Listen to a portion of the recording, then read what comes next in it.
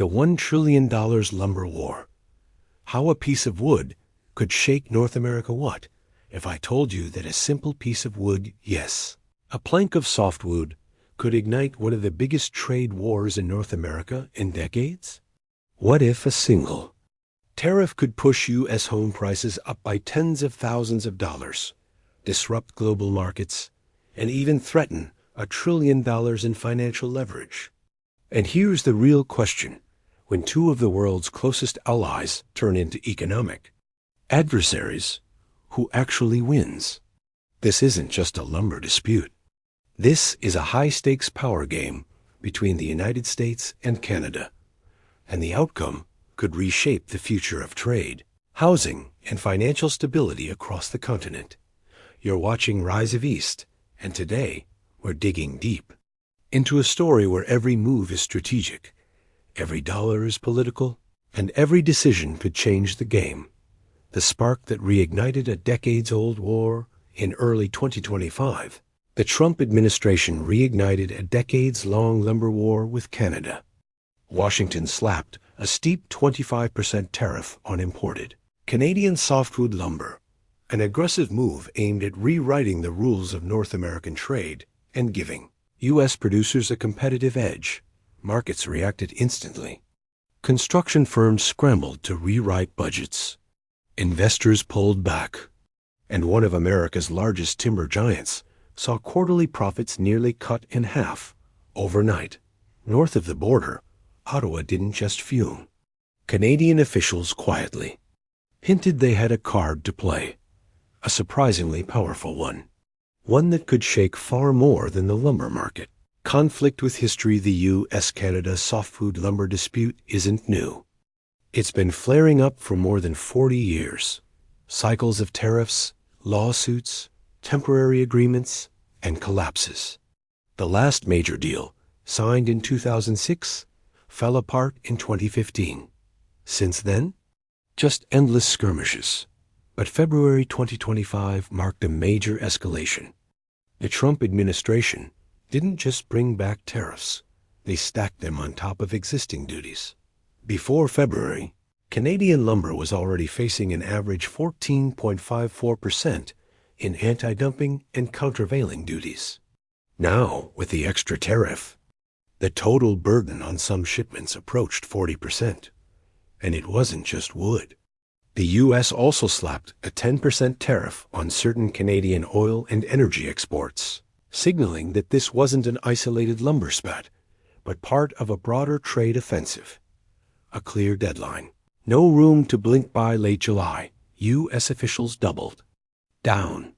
They finalized a fresh 20.56% anti-dumping duty based on prior year data, and Commerce Secretary Howard Lutnick told reporters the August 1st deadline was non-negotiable. Either Canada agreed to a new deal, or the tariffs would go ahead. American lumber producers cheered. They've long argued that Canadian lumber is unfairly subsidized by provincial policies that allow logging on public land at below market rates. To them, cheap Canadian imports depress prices, hurt U.S. mills, and hollow out logging towns. As the CEO of Weyerhaeuser, America's timber giant, put it, we need to level the playing field for American timber. Canada hits back. Quietly in Ottawa, the response was fury and strategy. Caught off guard by the scale of Washington's move, Canadian officials began hinting they might impose export quotas on lumber headed south, something the U.S. has wanted for years. But Canada has always resisted. And then came the subtle warning. Canada's Minister of International Trade, Dominic LeBlanc, reminded Washington that Canadian pension funds and investors hold nearly $1 trillion in U.S. assets, a number growing by about $100 billion annually. He didn't threaten to pull the money. He didn't have to. The message was crystal clear. Canada has leveraged too. The first casualties. The economic pain hit quickly. By late July, just months into the trade war, Weyerhaeuser's profits plunged nearly 50%, from $173 million in 2024 to just $87 million in 2025. Revenue held at $1.9 billion, but Wall Street wasn't impressed. Earnings per share fell short, and investors wanted answers. Executives didn't sugarcoat it. The turbulence was far from over. They projected another $60 million drop in adjusted profits next quarter. Why? Weaker demand from high interest rates. Oversupply in some regions dragging down prices, rising costs across the supply chain as new tariffs push log and lumber prices higher, and more volatile prices for standard lumber and engineered panels were falling. Builders were delaying projects, and demand was unpredictable. The housing squeeze. This lumber fight isn't just about logging towns. It's about the U.S. housing market, a market that, by summer 2025, was caught in a painful double bind. On one side, borrowing costs had soared as the Federal Reserve's interest rate hikes filtered through the economy. On the other, construction. Costs were climbing because of the new tariffs. The result? A housing boom that had been red-hot only a few years earlier hit a wall. In May 2025, new single-family home sales saw their steepest drop in nearly 3 years. Mortgage rates were at decade-high levels, and now builders were dealing with cost spikes.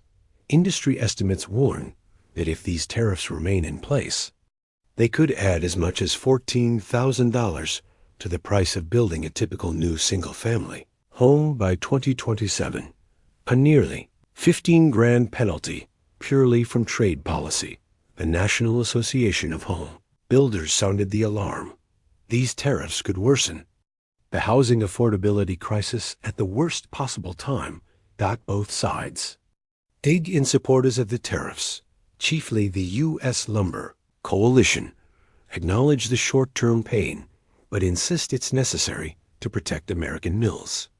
Canada, meanwhile, was moving to shield its industry. Canadian lumber companies began diversifying exports. In just a year, the share of shipments going to the U.S. dropped from 78% to 68%, with new markets in Europe and Asia stepping in. Ottawa also began considering once unthinkable measures like export quotas as potential bargaining chips. While Washington pushed for a 25% increase in logging on federal lands, forestry experts warned it would barely move the needle, adding less than 1% to total U.S. supply due to environmental and legal constraints. The chess moves begin. Both sides started making strategic moves.